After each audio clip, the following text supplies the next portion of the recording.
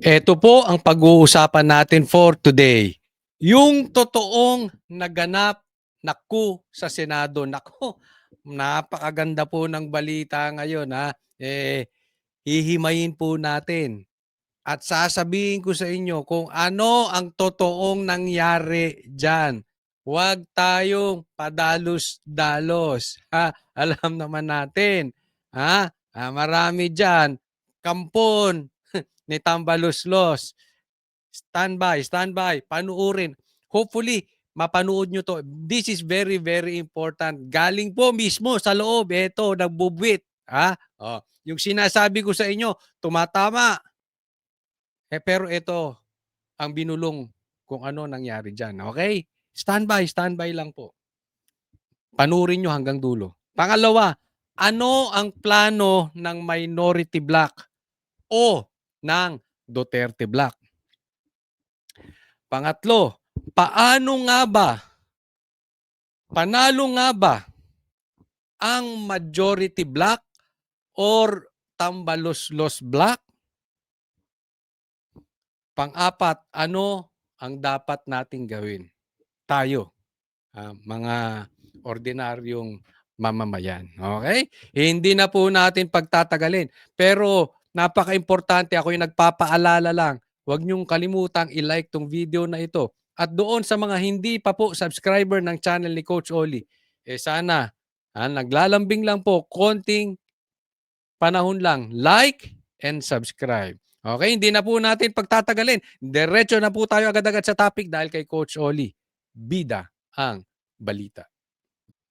Simulan natin dito. Explain po natin bakit tinawag na Senate President, Madam Senate President, ito si Loren Legarda. Ano talagang nangyari dyan? At bakit walang minority block? Pag-uusapan natin nahadlangan daw yung plano ng minority na kudita. Okay. Iba po. Nako, sabi ko sa inyo, ibang nangyari. Mel, sa gitna ng ugong ng isang kudeta sa liderato ng Senado, isang power-sharing agreement umano sa pagitan ni Senate President Tito Soto at Senador Loren Legarda ang napag-usapan sa isang informal agreement or meeting. Ayan na. Ayan na. Ayan na si Madam Chair. Madam Lebiste.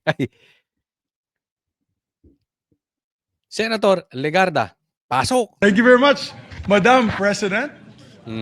Madam President, nice to see Okay, naulit-ulit pa. Madam President, tatawa-tawa siya. Observe nyo si Tito sa likod. you on the yes, session resume. Nagpaalala pa, session is resume. So pinapaalala nila, legit yang sinasabi mo, Subiri. Kasi hindi suspended. Kasi pagka session suspended, hindi yun official.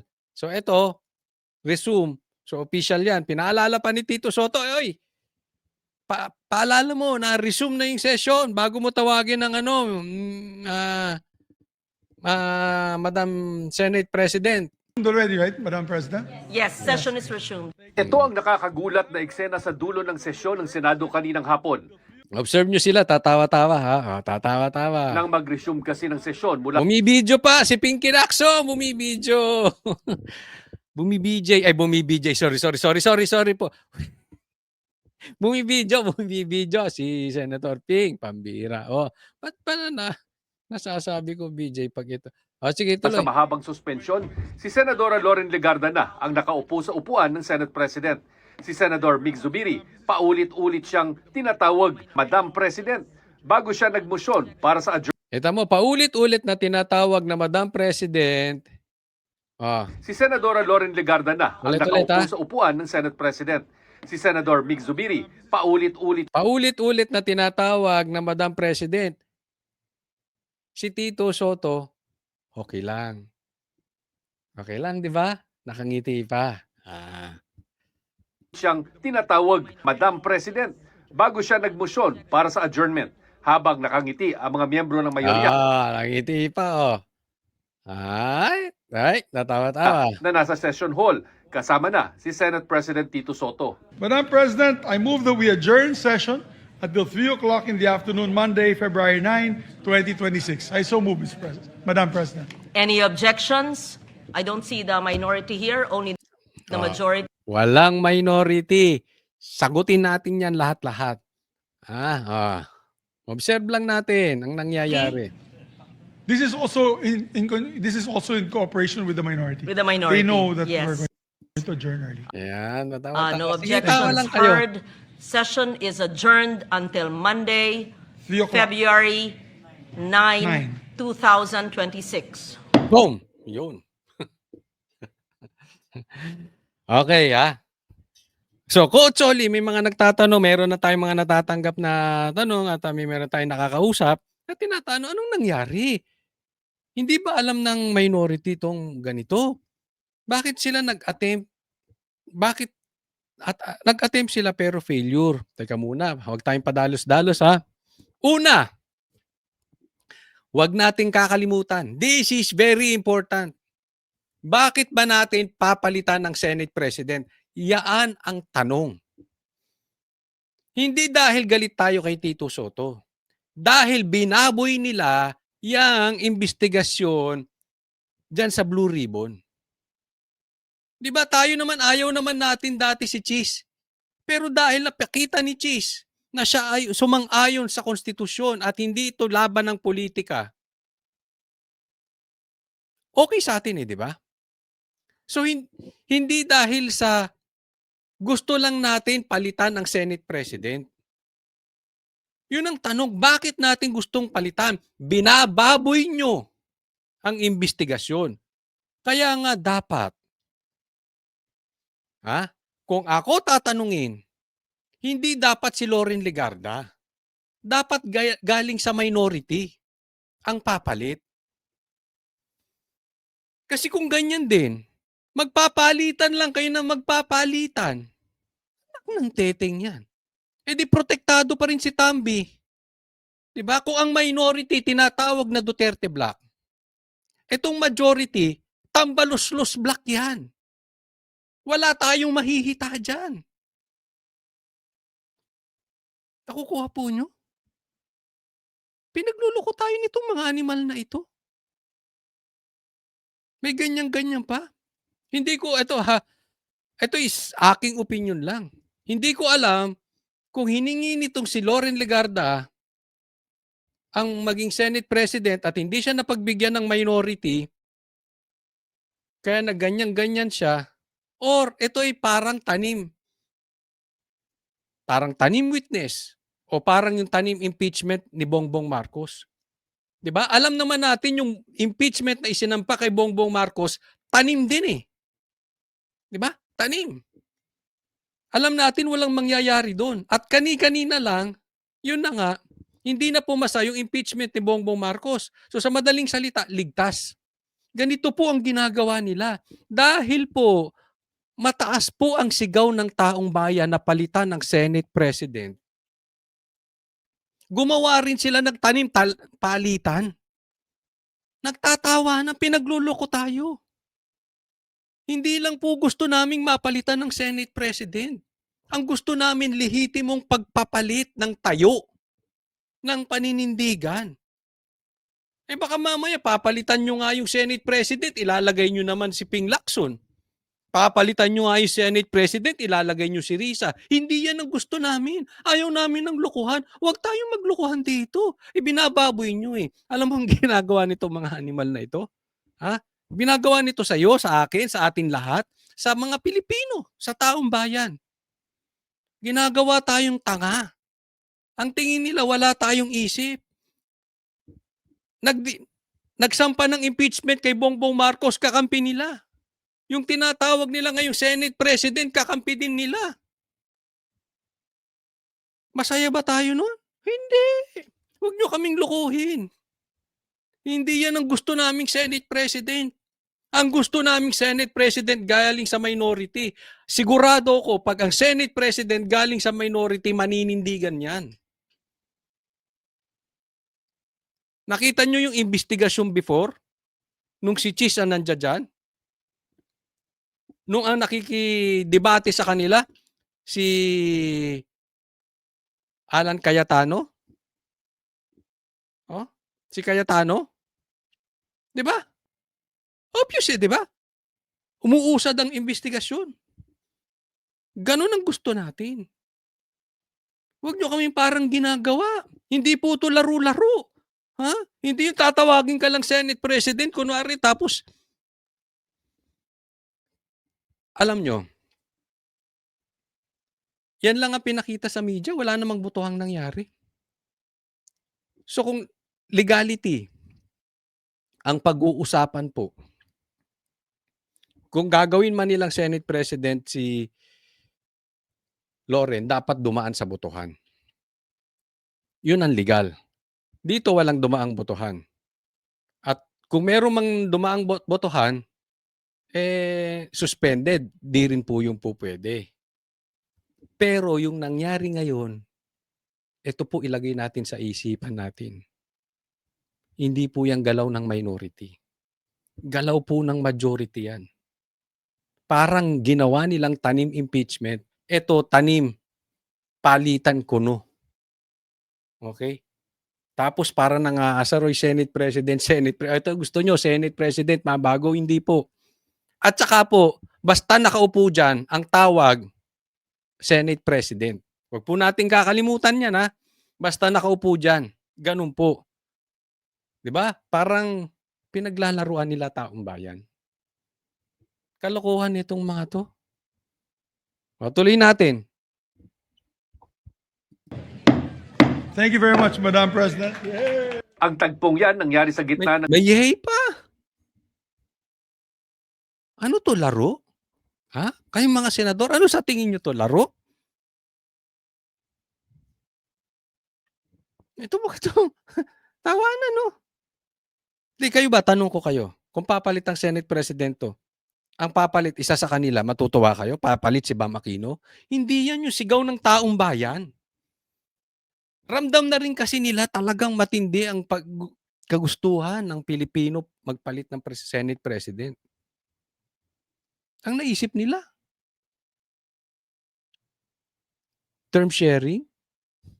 Mamaya explain ko kung bakit. Ha? Mamaya.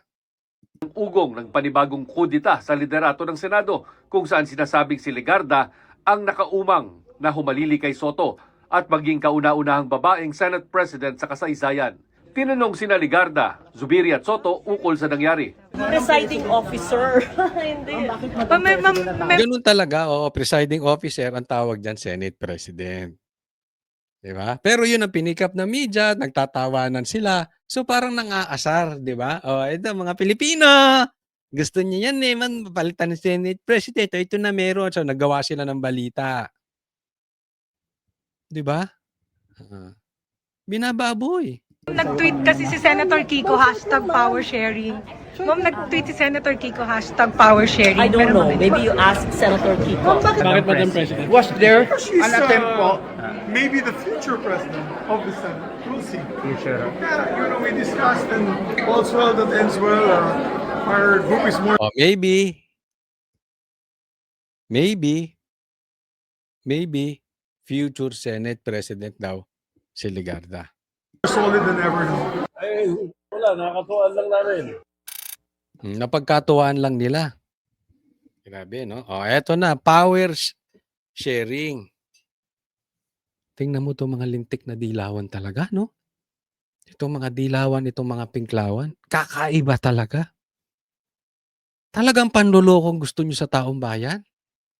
Ano to? Conditional? Transactional? Yung pagpapalit ba ng Senate presidency, sa tingin ninyo, namumuliti ka lang kami?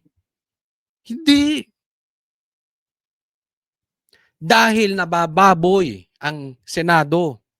Dahil nabababoy ang investigasyon. Kung kayo-kayo lang ang magpa-power sharing, pustahan tayo, itaga nyo sa bato. Hindi maiimbestigahan si Tambaluslos. Tambaluslos black kayo, hindi kayo majority black. Tambaluslos black kayo. pustahan tayo. Hindi maiimbestigahan si Bongbong Marcos.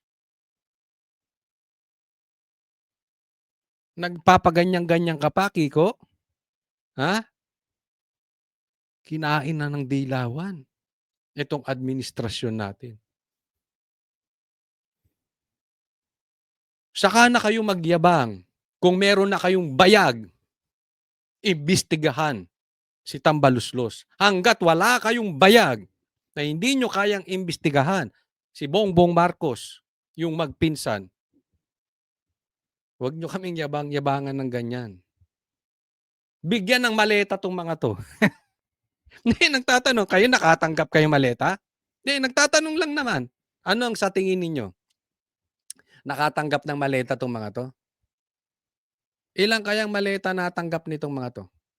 Sige, lagay nyo sa comment section. Antayin natin. Tingin nyo lang.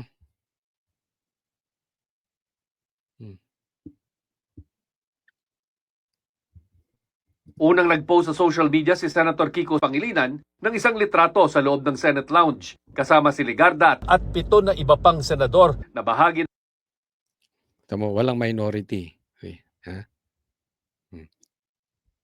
Sige lang. Magyabang kayo. Okay? Ako, naniniwala ako. Posibleng sa Lunes, baka sabihin ninyo, tsamba. Ito ha, hindi, in my opinion, hindi po totoong nag-attempt ang minority bloc ng kudeta. Tapos nag-fail. I don't think gano'n nangyari. Ang nangyari, nagtanim kudeta tong mga to. Tapos, nag-usap na lang sila, o sige, term sharing na lang tayo. Diba? Para sa ganon, everybody happy. Anyway, iisa lang naman pinoprotektahan natin. Pare-parehas tayong Tambaluslos block. Diba? So, walang attempt. Sa tingin ko lang, hindi naman mag-a-attempt ang minority block o ang Duterte block kung wala talaga silang numero. So, kung merong attempt talaga, sige lang, tawa kayo, Kiko, Risa, Ping, Tito Soto. Posible ito. Sa Lunes. Ilan na ba kayo? 1, 2, 3, 4, 5, 6, 7, 8, 9. Ano ang numero ng minority block ngayon? Siyam. Baka mamaya, sa Lunes, siyam na lang kayo at yung wala dyan, sila na ngayon ng 15. Kahit hindi pa nakaboto si Bato, 14 pa rin sila, lamang pa rin. Huwag masyadong mapagmataas. Alam niyo po, yung masyadong mapagmataas, binababa ng Diyos. Lalong-lalo na yung pinaglalaban ninyo, nahatiran ng mali-maleta. Sana hindi kayo nahatiran ng maleta. Kaya mga nawalan na kayo ng paninindigan. ng mayorya, sina Soto, Senador Bam Aquino, Panfilo Lacson, Risa Ontiveros, Win Gatchalian, JV Ejercito at Zubiri. Ang sabi ni Ejercito, isa sa mga napag-usapan umano sa pulong ang isang term sharing agreement sa pagitan ni Soto at Legarda. Sir, ano ibig sabihin ng term sharing? Between who? Ano lang, lounge talk. Para daw all's well that ends well. All's well, that ends well. Ako para sa akin hindi ako pabor talaga sa term sharing. But with the exemption. Kung ang pinaninindigan ay tama, okay lang yung term sharing. Sabi nga, sharing is caring. Diba? Kung nasa tama ka. Pero kung nasa mali kayo, nakasalalay kayo sa maleta, or nakasalalay kayo kung saan-saan, walang kwenta yun. Naiintindihan po natin. So, antayin po natin kung ano ang magiging ganap sa Lunes. Pero nga, sabi ko nga sa inyo, ang nadinig ko dun sa bubwit, may numero na. Antay-antay lang tayo. Ha? Ano ba ang dapat nating gawin? Etong dapat nating gawin. Patuloy natin during the weekend kasi Monday po lalabas yan. Etong weekend na to very crucial. Let's keep on the pressure. Alam ko naman, lamang ang gusto ng maayos at mapanagot yung totoong magnanakaw ng ghost projects. At alam nila, hindi mangyayari yan hanggat nakaupo itong dalawang One Ball University na si Tito Soto at saka si Ping Lacson. So, ipagpatuloy po natin ang pressure sa ating social media. Kaya naman nila ginagawa yan kasi ramdam nila yung pressure coming from us. Diba? Kaya nga nagkaroon sila ng open ng term sharing, etc. etc. Diba?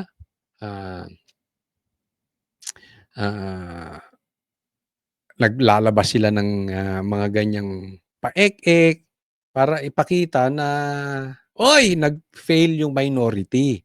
Pero kung talagang mahina yung minority, hindi nila kailangan mag-resort to this drama, 'di ba? Oh. Itong ganitong tanim-taniman. Ganito rin ang sabi ni Zubiri. Will there be term sharing? Power sharing daw pa In the near future. Si Soto hindi sinagot ng diretso ang mga tanong kung nagkaroon nga ba ng tangkang palitan siya bilang Senate President. Ang post daw ni Senator Pangilinan, isa lang biro. Pero Hindi sinagot ang tanong kung nagkaroon nga ng tangka ang minority. Ako, sa nadidinig natin, wala. Wala pa. Gusto niya sabihin, sino ang gusto ng mga senador na maging Senate President? Kayo nga, lagay nyo dyan kung sinong gusto ng mga senador sa Senate President. Hindi lang mga senador, yung mga Pilipino. Lagay nyo dyan sino dapat Senate President. Doon tayo sa tunay na abogado. Hindi abogaduhan. Hindi abogado galing One Ball University. Pambira naman, no? Ang gusto rin nating nasa Blue Ribbon chairman, abogado rin. Hindi yung baklang abogado. Yung parang bakla, yung hindi tunay na abogado. Parang ang bakla, hindi tunay na babae. Di ba? Ganon. Ayaw natin ng ganon. So wala pang attempt. Pero alam nyo kung sino ang gusto ng mga Pilipino maging Senate President at Blue Ribbon Chairman. sa huli, wala raw siya problema kahit anong posisyon ang hawak niya. Pero may attempt pa talaga, sir, na magpalit ng leadership. Well, better ask them. Better ask them. Wala akong alam. Biro lang yun. Lumambot na siya. Oh. Kahapon, naalala nyo yung sinasabi. Tinatanong siya about may attempt. Ang sagot niya ay, baka nga madagdagan pa kami. Pansin nyo? Ngayon, ang sagot niya, better ask them. Hindi sinagot ng diretso, in short. Siguro yung group ng majority. No. Ako ba, Senator? I can do any work in the Senate. I can be majority leader, minority leader, Senate President, or even a regular senator. Naks, kaya daw niyang gawin lahat. Basta may maleta. Di umano. Have no problem with that. The majority thwarted an attempt on your leadership, sir. Okay, sir. So there was an attempt and you were able to prevent it? Well, the majority, The majority. not me. So may attempt daw. Na-prevent nyo ba? Sabi, na-prevent ng majority. Eto sa akin ha. Eto nadinig ko lang. Pwedeng mali ako. Pero pag tumama ako, Sabihin nyo, Kotsoli, nakachamba ka ulit. Pwede, okay lang ba? Okay. May numero po. Isa na lang. Isa na lang, tatakbo na. May numero po. Patuloy tayong manalangin. At patuloy tayong gawin ang ating parte sa social media. Isang pirma na lang.